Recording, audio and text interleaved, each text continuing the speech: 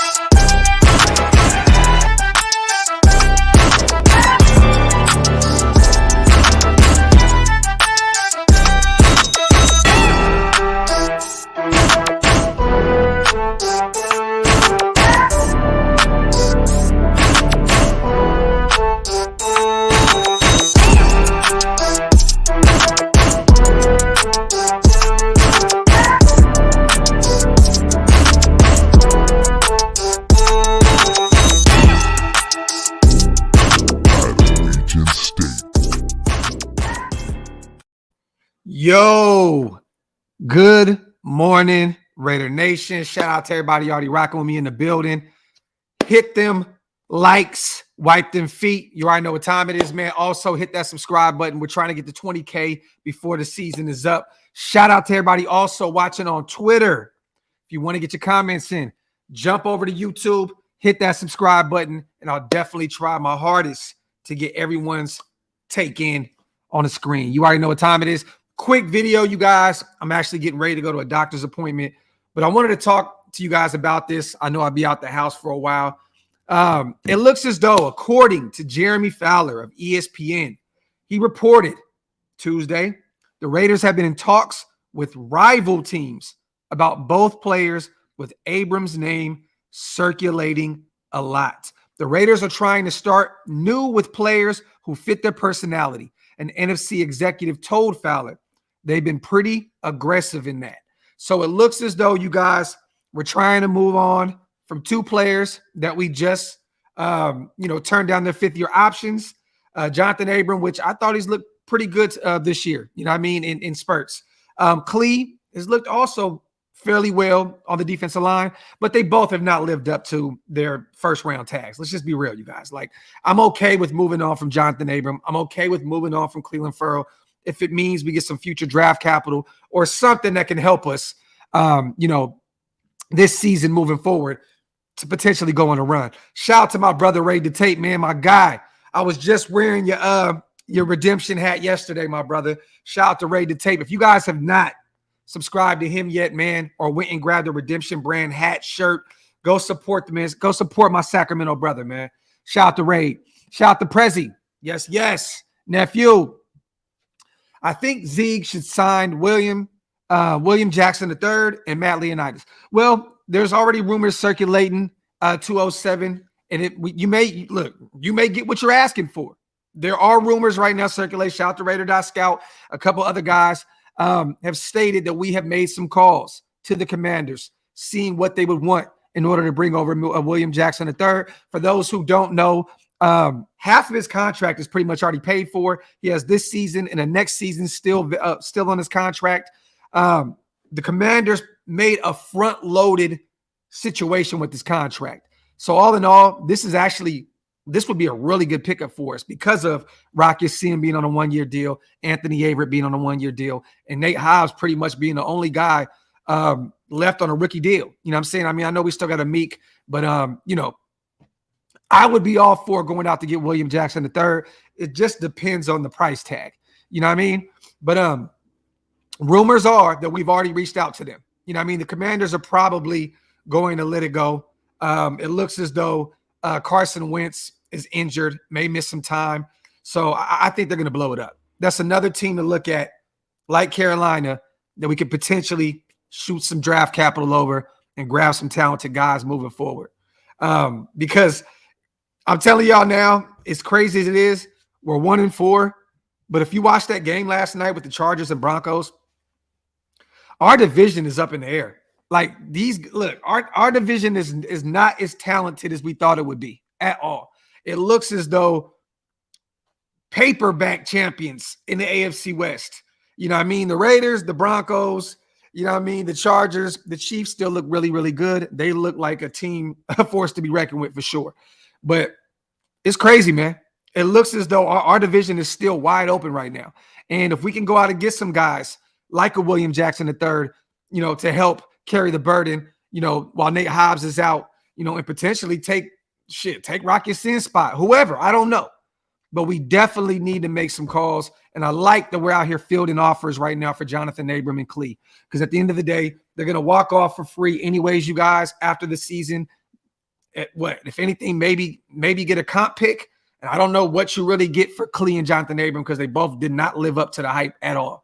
I think that Jonathan Abram is low-key found a home kind of playing that box safety position. But let's just be real. He's not a game changer. He doesn't really change anything. You know what I mean? If we can go get something potentially for him, great. Do I think we will? No. These are still two former first rounders. Their price tags are heavy. I don't know any team that would take a flyer on Klee or Jonathan Abram with those contracts right now. Unless, I don't know, unless you find some contracts to match up with it, or just some teams that got some money left and they want to take a flyer on some young talent. I don't really know, but I don't think we are going to move Klee or Jonathan Abram unless, what do you get, a seventh? Future seventh? Future sixth, maybe, at best? I don't know. But I don't really know what you would get from these guys because of the price tags. They still have first-round salaries. You know what I mean? So it is what it is. Coffee and Convo, everybody. This is going to be a quick live, you guys. I'll do about 20 minutes. And then I got to head out to my doctor's appointment. But I wanted to talk about this with you guys. Today, Jeremy Fowler has reported the Raiders have been in talks with rival teams, which is interesting. Rival teams. What you mean by that? Rival teams. The Chiefs, the Chargers, the Broncos. About both players, Cleveland Furrow and Jonathan Abram. And their names have been circulating a lot. Once again, Jeremy Fowler stated the Raiders are trying to start new with players who fit their personality. And it's funny because that lets you know right now the Raiders were trying to turn this corner to being who we once were, right? Because Jonathan Abram really fit the bill as a Raider, aggressive, you know what I mean, and hard hitting. It looks as though we're trying to create this new persona because players to fit their personality. And they've been pretty aggressive in that. So there we have it, you guys. At this point, I don't think we should expect to get anything back in return that's crazy. I'm thinking maybe some late round picks if anybody does take a flyer on these two guys and their salaries. But yeah, man, you already know. Ray says, so all the players we didn't pick up fifth-year options been in trade talks now. Exactly. At this point, except for Josh Jacobs, in which technically we could throw the franchise tag on him next year if we wanted to. Or if he continues this trend upwards, you might have to cash him out. You know what I mean? Because I'm starting to question, Ray, this whole situation with Zeus. Because we could be really patient with him. You know what I mean? Right now, it's just like, hey, Josh is cooking. Why give Zeus the ball? But at the end of the day, I think that you want to get him out there and get him acclimated to the speed of the NFL in year one. You know what I mean? I don't really understand why Zeus is not seeing the field. At least 10 carries a game. Get Josh 20 carries. Get Zeus 10 carries. Take Brandon Bolden the fuck off the field. You know what I mean? Like that's it. Like at this point, if you're going to not keep Josh, get Zeus out there and see what you got with the guy. Shout out to my brother Intel. As always, damn, I can't type today. What it do, big homie? Oh, man, I'm blessed, King. Got my coffee. Got my convo with you guys. You know what I mean? Like I said before, getting ready to go get this doctor's appointment out the way and get to the gym and get ready for the show tonight. You know what I mean? We got a special for you guys tonight. It's going to be fun. It's definitely going to be fun. Shout out to my brother Intel. Wipe them feet, y'all. Hit them thumbs up. If you're not subscribed, please hit that subscribe button. Let me see. Shout out to everybody in the building. Salute, Doc. Shout out to my boy Bird. We have a lot of talented players in our division. Do you think it's all coming down to coaching? Staley in year 2, McDaniels, and Hackett. Hackett is terrible. Man, and Nathaniel Hackett was a guy that a lot of us were actually looking at. I was even interested and potentially bringing in Nathaniel Hackett because of what he did for that offense in Green Bay. But man, has he shit the bed in Denver. And Brandon Staley is Brandon Staley. This guy still has the Chargers playing, just underperforming. You know what I mean? These guys are paper champs every year. They're 4-2, but they look more like they're 2-4. You know what I mean? Number one, Reed is the stable power coach, and that shows. This is facts. This is facts, my brother. Shout out to my brother Bird, man. Wait till officially out of the playoffs to put in the bench squad. Julian, I still want to see Zeus out there, though, man. I want to see him. I want to see him out there. Shout out to Gouda.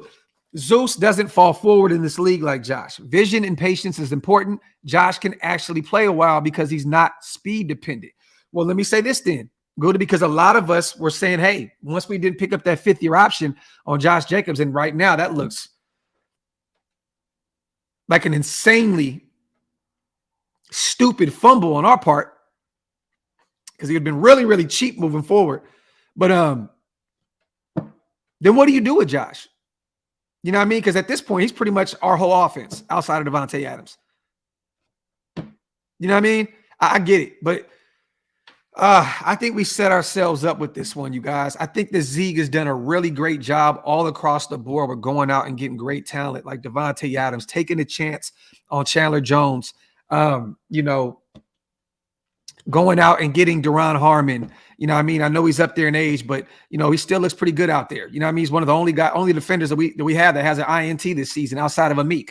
You know what I mean? He's went out there and paid a lot of our guys. I think that the one thing, and look, y'all know me. I don't go back on anything that I said. I definitely said we're moving on from Josh Jacobs next year. I understood why we did not pick up the fifth-year option. Look, any Raider fan that didn't become a Raider fan this year should understand where I'm coming from in terms of Josh Jacobs. You know, injured, shows up for 3-4 games, injured, plays injured, rib injury takes him off the field for a possession or two. I mean, I can keep going on and on with the whole Josh, Jacobs experiment up to this point. You know what I'm saying? Who would have thought that he would have came out balling like a dog this season? You know what I mean? But like I said before, we're only 5 games in. We got to be patient. I'm hoping that Josh Jacobs can stay healthy the whole season, but he has not been proven to do that. You know what I mean? So keep Josh around. Have him run the ball as much as possible. He may be fighting for a contract. He might be fighting for a bag. You know what I mean? To feed his 9-10 kids that he has. You know what I mean? We all know that's some bullshit. But yeah, good. I hear you though, King. Shout out to Drox, my bro. Doc's at work right now. Shout out to my boy Drox. Wipe them feet, y'all. Shout out to the 300 people plus in the chat. I'm going to be out of here in about 10 minutes, you guys. I definitely got to get to this doctor's appointment, man. But like I said before, you guys, let me read this Bleacher Report thing real quick from Tim Daniels. All right, this dropped today, you guys. The Las Vegas Raiders are reportedly willing to move safety Jonathan Abram and defensive end Cleveland Ferrell ahead of the 2022 NFL trade deadline, November 1st. ESPN's Jeremy Fowler reported Tuesday the Raiders have been in talks with rival teams about both players, with Abram's name circulating a lot.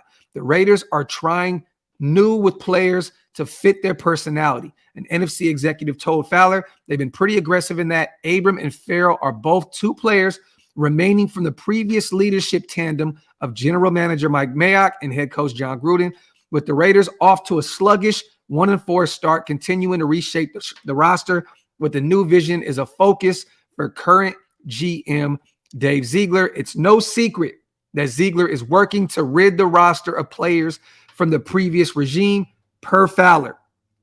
Abram, 25, is coming off of a 2021 season in which he posted a career-high 116 total tackles with 4 passes defended and an interception across 14 appearances.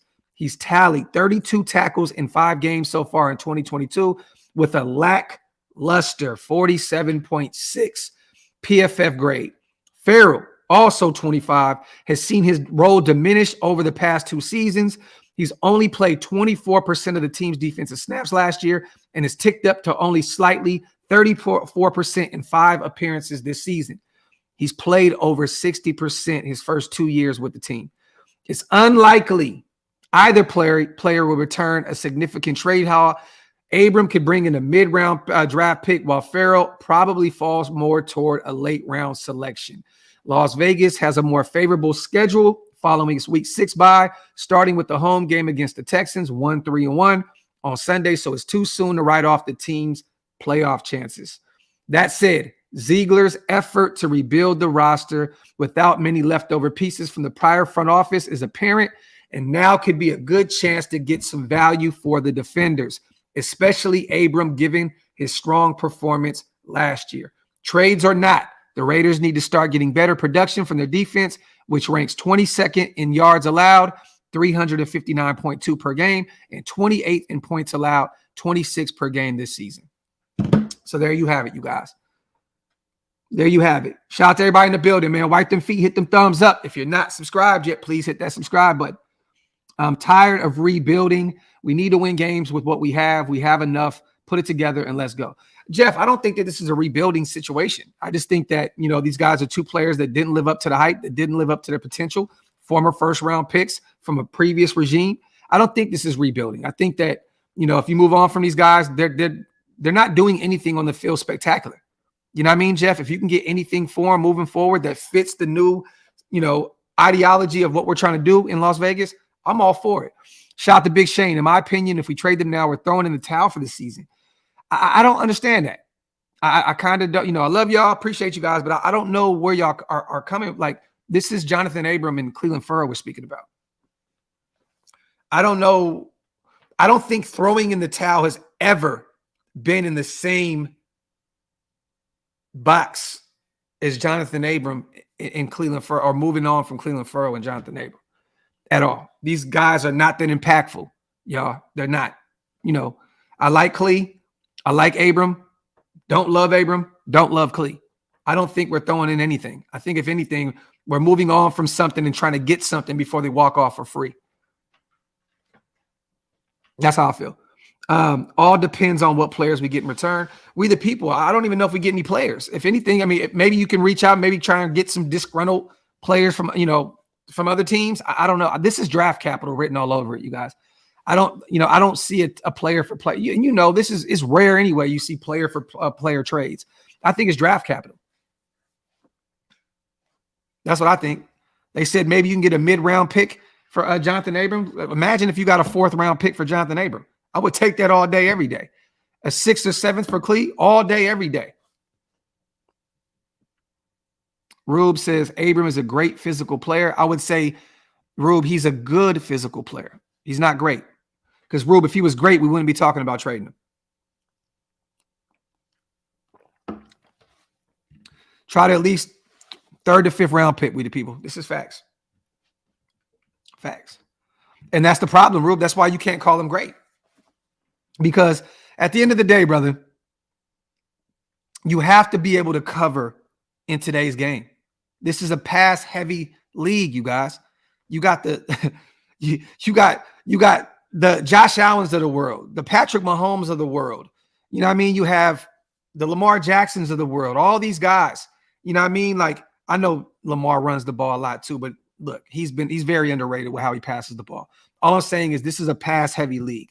If you cannot cover as a DB, you're suspect at best. You're suspect at best. In today's modern era in football, as a safety, it's great to always look at these hard-hitting guys, right? Because Jonathan Abram is kind of one of those last of a dying breeds. But you have to have guys back there that can play the run if need be and play the pass. Simple and plain. I don't trust Abram at all in coverage. So it's easy to move on from him. Let me see. Shout out to Morris. I think we get William Jackson III from the Commanders for a pick. I'm all for that, man. I'm all for that. If the Commanders would take a mid-round pick, 3rd or 4th, imagine this. Imagine unloading Jonathan Abram for a 4th. Say we got a 4th or a 3rd or 4th. I don't know. Whatever we can get for Jonathan Abram. I'd be shocked if we got a 3rd-round pick for him. I'd be shocked if we got a 4th-round pick for him. To be honest, I don't even know what Bleacher Report was talking about with the mid-round pick, to be honest. But let's just say we got a 4th round for him. If the Commanders took that 4th rounder from us for William Jackson III, I'd definitely do it. But I do think that another team will jump out the window and be more desperate. Another team that's in win now mode, that's not 1-4, which I still think we're in win now mode, but there's other teams that aren't 1-4. A lot of corners are getting hurt week in and week out. And I believe that another team out there may throw a second out there for William Jackson III on some desperate shit. And then at that point, we lose out on him. But I'm not throwing anything to the Commanders more than a 3rd round pick for William Jackson III. I'm not. He's looked really, really bad this year. I know the schematic scheme, the scheme, the fit doesn't work for him. But at the end of the day, you're paying them for what he looks like now, right? You're not paying them for what he looked like in a heavy man system. You know what I mean? You're paying the Commanders for what he's looked like in that zone scheme that they run. So, at most, 3rd or 4th. That's it. Period, point blank. Unless the Commanders want to do a head-up trade. Take Abram. Shit. Take Clee. Give us William Jackson III. I mean, it wouldn't happen, but who's to say? Giovanni, would you do a 2nd and a 4th for Payne and Jackson? Man, I'd do a 3rd and a 4th, Giovanni. A 3rd and a 4th. That's what I would do. But even then, you know what I mean? Like, let's just be real, Giovanni. We're looking at, do you want to give up a 3rd and a 4th round pick for potentially being able to go grab, another corner in the 3rd or a 4th round? We're watching my boy Tariq Woolen cook 4 picks right now with Seattle. Mid-round pick. You know what I mean? I think maybe you save some of that draft capital. At this point, with Nate Hobbs out, let me ask you guys this: what is more serious to go get? Is it Daron Payne or is it William Jackson III right now? Me personally, as crazy as it sounds, because I know we need a defensive tackle, I go get William Jackson III right now. With Nate Hobbs out, you know what I mean? You bring William Jackson, you can be patient. You don't want to rush him back after 4 weeks. You know what I mean? If he still needs more time to heal and you get a William Jackson III to match up with Rock Ya-Sin and Anthony Averett, I'm cool with that. At this point, I'd rather go get William Jackson. 24 hours ago, before knowing what was going on with Nate Hobbs and the surgery that he had, I'd be definitely looking at Daron Payne. But with this pass heavy league, man, with Russell Wilson and Justin Herbert and Patrick Mahomes in your division, you got to have corners on deck. And I'm very nervous about this secondary moving forward now without Nate Hobbs. Shout out to Rube. How many conditional picks do we have? And if we got 2 more picks, we'd be able to invest a bunch of picks in the linebacker, OL, defensive tackle, even the QB. Yeah, we have to wait on that. I don't know I don't know how many picks we have. I don't know what comp picks we're looking at. Let me see. Raiders draft.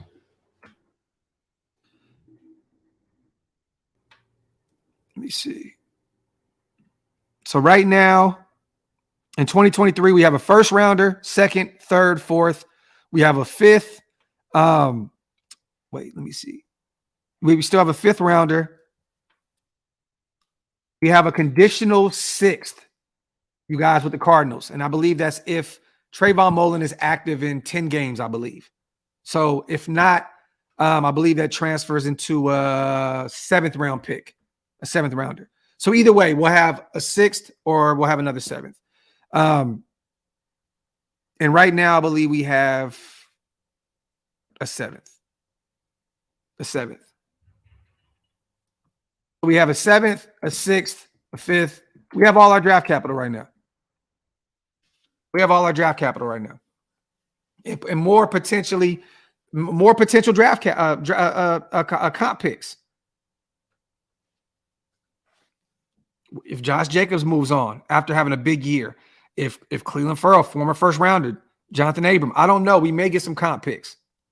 I don't know. Shout out to Rube.